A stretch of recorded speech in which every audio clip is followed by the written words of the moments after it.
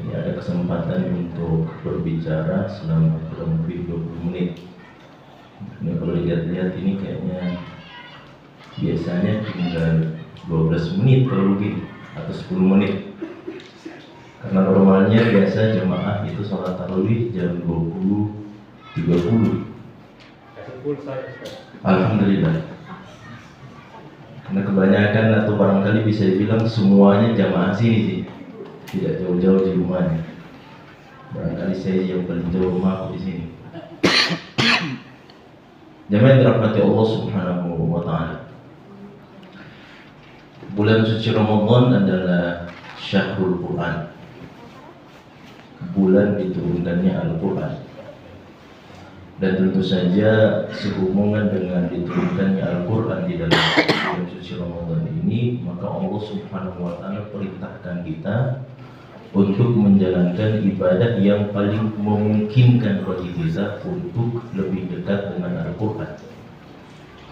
Makanya itu Allah SWT berfirman dalam surat Al-Baqarah 185, Syahrul Ramadan alladzi unzila fihi al-Quran hudan lin-nasi wa bayyinatin minal huda wal furqan.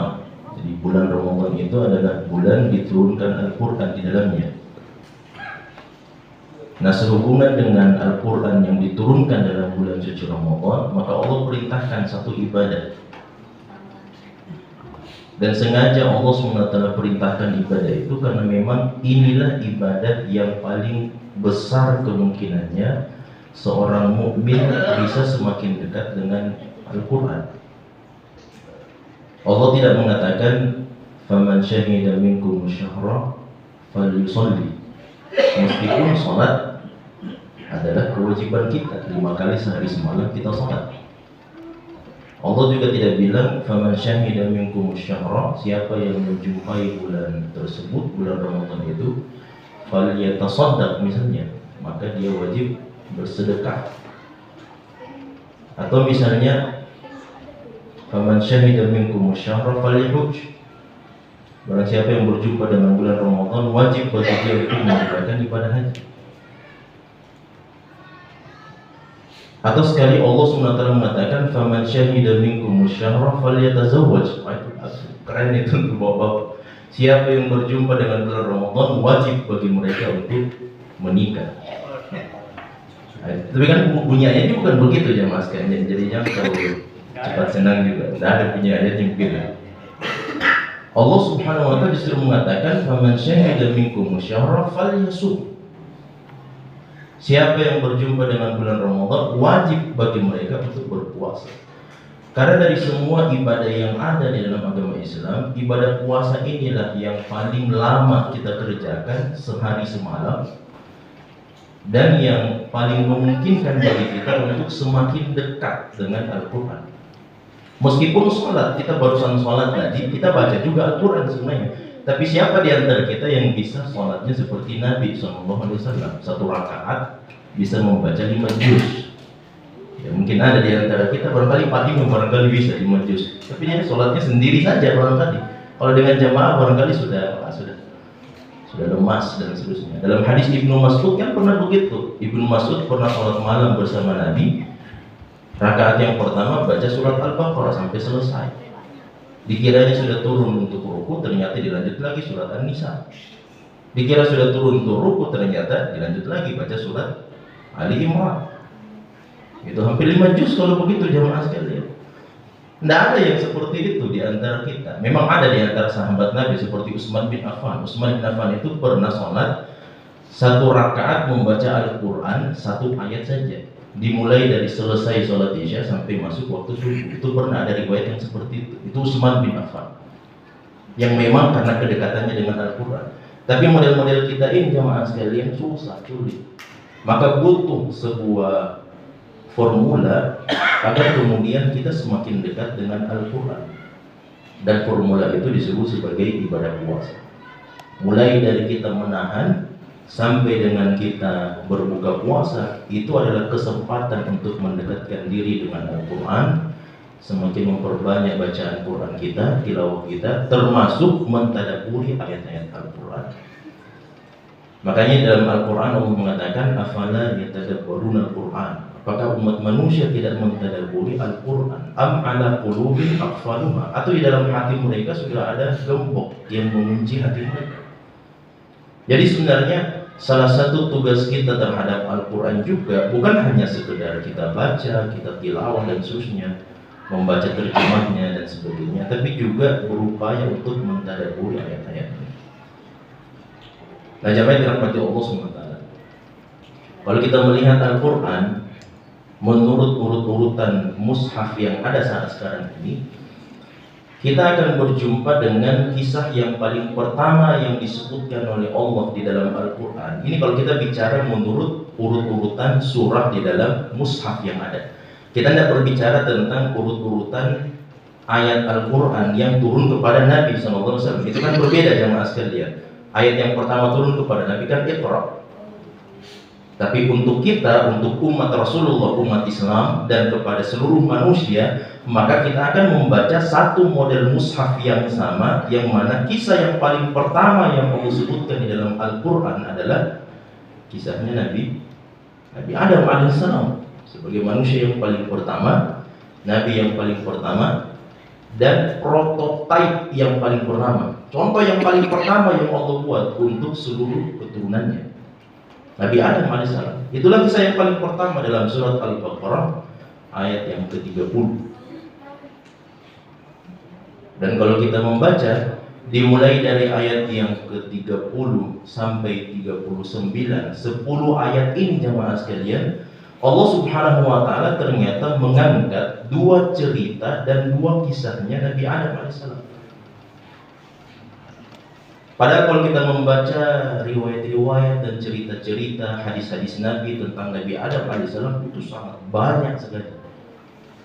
Sebagai manusia pertama, sebagai manusia yang paling mulia, manusia yang diciptakan oleh Allah SWT dengan kedua tangannya, sebagai manusia yang dimuliakan dengan masuknya dia ke dalam surga bersama istrinya, bersama ibu kita semua, Hawa alaihissalam, sebagai manusia yang menjadi ujian dan fitnah kepada makhluk yang lain, yaitu malaikat dan iblis, sebagaimana kisah yang kita ketahui bersama. Ada banyak kisahnya, bahkan ketika Nabi Adam turun dalam kehidupan dunia ini pun juga sekian banyak rangkaian kisah yang dilalui dan dialami oleh Nabi Adam alaihissalam. Cuman jemaah dirahmati Allah SWT, kalau kita mau mentadabburi kisah Nabi Adam ini kan kisah yang paling pertama. Sampai ada profesor matematika jemaah sekalian, itu berkebangsaan Jerman kalau saya tidak salah, sudah meninggal dunia, mu'allaf, masuk Islam, karena takjub dengan sistematika yang menurut beliau Al-Quran itu tidak lebih seperti novel sebelum dia masuk ke dalam agama Islam. Ketika dia membaca Al-Quran, terjemahan tentu saja, dia menganggap bahwa Al-Quran itu satu-satunya kitab, satu-satunya buku yang mana penulisnya sendiri tidak meminta maaf di awal kitabnya. Nah sekarang yang sekalian, kalau kita membaca hampir semua, bahkan bisa dibilang semua buku, penulisnya pasti akan meminta maaf di bagian pertama, di bagian awalnya. Sekapur siri lah, atau muqaddimah lah, atau pendahuluan lah, atau apalah dan seterusnya, pasti akan mengatakan saya meminta maaf kalau ada kesalahan, kekeliruan dan seterusnya. Satu-satunya kitab yang mana penulisnya tidak meminta maaf atas kekeliruan yang terjadi, itulah Al-Quran. Bahkan Allah mengatakan dzalikal kitabu la raiba fihi hudal lil muttaqin. Al-Quran ini tidak ada keraguan sama sekali dalamnya. Semuanya 100% kebenaran. Makanya dia takjub jamaah sekalian, dan lebih takjub lagi ketika dia terus membaca sampai pada ayat yang ke-30 surat Al-Baqarah, dia mengatakan ini penulisnya tidak masuk akal. Jadi dia sebut penulis jamaah sekalian karena dia belum mengetahui Al-Quran siapa yang berbicara. Dia menganggap bahwa yang menulis Al-Quran itu adalah Nabi Muhammad SAW. Dia mengatakan bahwa ini penulisnya sama seperti kalau ketika dia menyebutkan kisah Nabi Adam alaihissalam sebagai manusia yang paling pertama, wa in qala rabbuka lil malaikati inni ja'ilun fil ardi khalifah. Itu kan diceritakan bahwa Nabi Adam adalah manusia yang paling pertama. Bapak profesor ini mengatakan ini sebenarnya bunuh diri teologis sebenarnya menurut dia. Jadi penulis ketika dia sudah mengungkap sebuah rahasia yang sangat besar di dalam alam semesta ini tentang siapa itu manusia yang paling pertama, seharusnya kalau dia penulis yang hebat, harusnya dia ungkap itu rahasianya, nanti di plot twistnya di bagian terakhir itu bahwa ternyata manusia yang paling pertama adalah Nabi Adam alaihissalam. Tapi Al-Quran tidak begitu. Al-Quran karena memang semuanya dari ilmu pengetahuan, pelajaran dan hikmah, sampai Allah Subhanahu wa Ta'ala sudah langsung mengungkap bahwa kalian umat manusia seharusnya mengambil pelajaran dari ini nih. Manusia yang paling pertama yang saya ciptakan, Bapak kalian semua, ini saya ceritakan kisahnya di awal Al-Quran supaya kalian mengambil pelajaran dari dia. Dan dari sekian banyak kisah dan kejadian dalam kehidupan Nabi Adam alaihissalam, hal yang menarik jamaah sekalian, saya tidak tahu apakah kita pernah bertanya, padahal ayat-ayat ini kan sebenarnya sering kita dengarkan, sering kita baca jamaah sekalian, wa in qala rabbuka lil malaikati inni ja'ilun fil ardi, dan seterusnya 10 ayat setelahnya sampai ayat yang ke-39. Itu kan sering kita baca, sering kita dengar, bahkan barangkali sebagian besar terjemahannya kita sudah pahami dan kita sudah ketahui. Cuman kalau kita mau mentadabburi ayat-ayat ini, kisah Nabi Adam alaihissalam ini, muncul pertanyaan. Pertanyaan itu, kenapa Allah Subhanahu wa Ta'ala dengan sekian banyak kejadian peristiwa yang terjadi dalam kehidupan Nabi Adam alaihissalam, kenapa Allah Subhanahu wa Ta'ala memilih untuk mengangkat 2 kisahnya yang disebutnya di awal surat Al-Baqarah? Dan menariknya lagi jemaah sekalian, 2 kisah ini, yang pertama adalah Allah mengatakan wa 'allama Adam al-asma'a kullaha. Allah Subhanahu wa Ta'ala mengajarkan semua nama makhluk ciptaannya kepada Nabi Adam alaihissalam.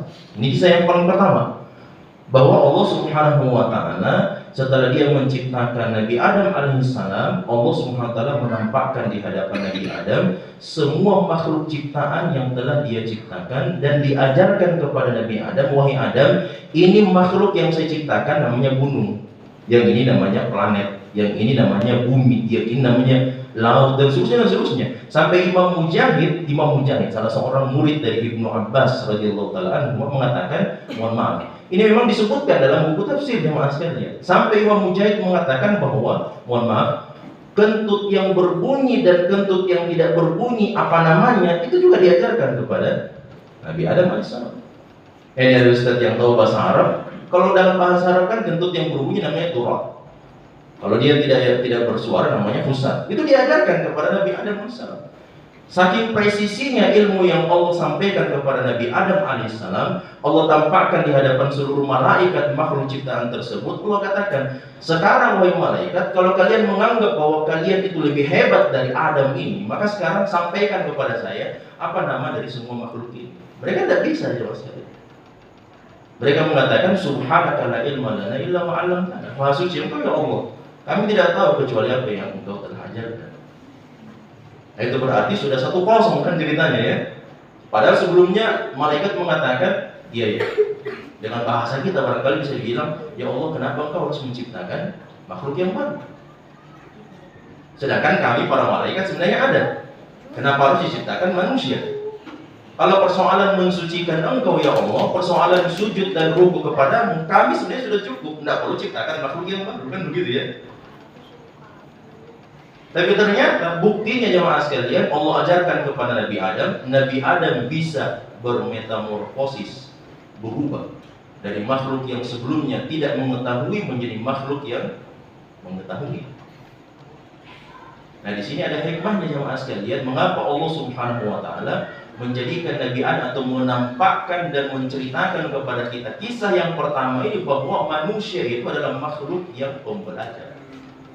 Mereka bisa belajar, mereka bisa menaikkan taraf kehidupan mereka. Sebagaimana Nabi Adam alaihissalam bisa menaikkan taraf kehidupan beliau, lebih hebat lagi dibandingkan dengan malaikat. Tapi jauh lebih mencengangkan jemaah sekalian, jauh lebih mengherankan lagi adalah kisah yang kedua. Kisah yang kedua yang Allah Subhanahu wa Ta'ala ceritakan kepada kita semuanya tentang kisah Nabi Adam alaihissalam adalah bahwa Nabi Adam melakukan perbuatan dosa, dan dosanya di dalam surga. Ini kalau saya mau tanya jemaah sekalian, kira-kira yang mana kita mau pilih? Nabi Adam berdosa atau Nabi Adam tidak berdosa? Berdosa. Nabi Adam berdosa. Ada yang pilih Nabi Adam tidak berdosa. Kalau Nabi Adam tidak berdosa berarti kalau kita keluarkan sekarang KTP kita tidak tinggal di Kutacani Selatan. Kita tinggal semuanya di blok berapa di dalam surga. Itu konsekuensinya. Kalau Nabi Adam alaihissalam tidak berdosa, artinya Nabi Adam akan beranak pinak, bereproduksi. Qabil dan Habil kisahnya akan nampak di dalam surga. Rahmat Badali nanti akan menjadi keturunan sekian dan tinggalnya di daerah-daerah mana misalnya pinggiran antara ini. Yang penting bukan Maros dan Makassar. Kan begitu konsekuensinya. Kalau seandainya Nabi Adam tidak berdosa. Nah, tinggal kita yang pilih jemaah sekalian. Kita mau mengambil Nabi Adam berdosa atau Nabi Adam tidak berdosa. Sampai Nabi Musa alaihissalam dalam hadis yang sahih itu pernah berdebat dengan Nabi Adam alaihissalam. Nabi Musa mengatakan, engkaulah yang menyembuhkan kami semuanya keluar dari surga. Nabi Adam alaihissalam mengatakan, mau bagaimana lagi? Allah sudah tetapkan bagi saya berdosa di dalam surga. Ini sudah ditetapkan dari Allah Subhanahu wa taala. Cuma yang menjadi pertanyaan jemaah sekalian, kenapa harus Nabi Adam diceritakan kisah berdosanya di situ? Padahal sebenarnya ada kisah yang lain, dia bertemu dengan Hawa atau kisah yang lain misalnya. Kenapa harus diceritakan bahwa Nabi Adam tergoda oleh godaan iblis, akhirnya memakan buah kuldi itu? Nah, ternyata jemaah dirahmati Allah Subhanahu wa taala, ini untuk menjelaskan bahwasanya manusia itu sebenarnya memiliki dua buah potensi. Potensi yang pertama, potensi yang tadi kita sudah sebutkan, potensi untuk melakukan kebaikan. Potensi yang kedua adalah potensi kebaikan meskipun itu harus melalui jalan yang berat, namanya apa? Jalan dosa dan maksiat. Dan inilah yang tidak dimiliki oleh malaikat. Olehnya itu jemaah sekalian, tadi Nabi Adam dengan malaikat itu sudah 1-0. Pas terbuka potensi berbuat dosanya Nabi Adam alaihissalam, maka ini sudah menjadi 2-0. Kenapa jemaah sekalian? Malaikat mengatakan kalau persoalan berbuat kebaikan, bertasbih, bertahmid, memuji kepada Allah, malaikat itu sudah cukup, tidak perlu menciptakan manusia yang baru sebenarnya. Tapi Allah Subhanahu wa taala mengatakan, "Inni a'lamu ma la ta'lamun." Saya lebih mengetahui dibandingkan dengan kalian. Dan yang tidak diketahui oleh malaikat jemaah sekalian, malaikat itu mereka tidak pernah melakukan perbuatan dosa kepada Allah. Karena mereka tidak pernah melakukan perbuatan dosa kepada Allah, maka yang namanya pintu taubat tidak pernah terbuka untuk mereka. Padahal pintu taubat itu adalah pintu yang paling tertinggi di sisi Allah Subhanahu wa taala. Karena jalan sampai kepada taubat itu, itulah jalan yang terberat yang harus dilewati oleh manusia. Makanya jemaah sekalian, kata Syekhul Islam Ibnu Taimiyah, "Lau lam takuni taubatu a'azzu syai'in inda Allah." Seandainya taubat itu bukan makam yang tertinggi di sisi Allah Subhanahu wa taala, maqtalallahu bi a'azza 'abdihi aw 'azza ibadihi bidzambi. Maka mustahil Allah Subhanahu wa taala memuji manusia yang paling mulia di sisi Allah yaitu Nabi Adam alaihissalam, Allah uji dia dengan berbuat dosa dan maksiat. Kalau seandainya Nabi Adam alaihissalam bisa sampai pada derajat yang tertinggi tanpa harus berbuat dosa, kenapa harus berbuat dosa? Tapi memang pintu taubat itu jemaah sekalian tidak bisa sampai ke sana kecuali harus terbuka pintu dosa itu. Makanya dia adalah makam yang tertinggi, makam yang paling mulia di sisi Allah Subhanahu wa taala. Bahkan sekian banyak manusia yang sampai kepada Allah Subhanahu wa taala meskipun dia belum pernah rukuk dan sujud, tapi dia bertobat kepada Allah Subhanahu wa taala. Dan itu terjadi jemaah sekalian dalam kisah beberapa sahabat Nabi sallallahu alaihi wasallam, ada yang bertaubat kepada Allah Subhanahu wa taala belum sempat rukuk dan sujud, meninggal, masuk ke dalam surga. Karena dia masuk ke dalam pintu taubat itu. Olehnya itu di dalam surat Al-Furqan Allah mengatakan, "Illa man taba wa amana wa amila shalihan fa ulaika yubaddilullahu sayyi'atihim hasanat." Kecuali orang yang bertaubat, kemudian dia beriman dan beramal saleh setelahnya, maka mereka itu adalah orang-orang yang diganti perbuatan dosa sebelumnya itu berubah menjadi perbuatan kebaikan dan kesalehan. Olehnya itu jemaah dirahmati Allah Subhanahu wa taala, pada diri kita sebenarnya ada 2 buah potensi. Inilah yang seharusnya kita manfaatkan. Dalam momentum bulan suci Ramadan ini, Allah Subhanahu wa taala sampai bersumpah sebanyak 11 kali di awal surat Asy-Syams untuk menjelaskan fa'alhamaha fujuraha wa taqwaha. Allah berikan potensi melakukan keburukan dan potensi untuk melakukan kebaikan. Qad aflaha man zakkaha wa qad khaba man dassaha. Beruntung orang yang berhasil mensucikan jiwanya dan merugi orang yang gagal mensucikan jiwanya.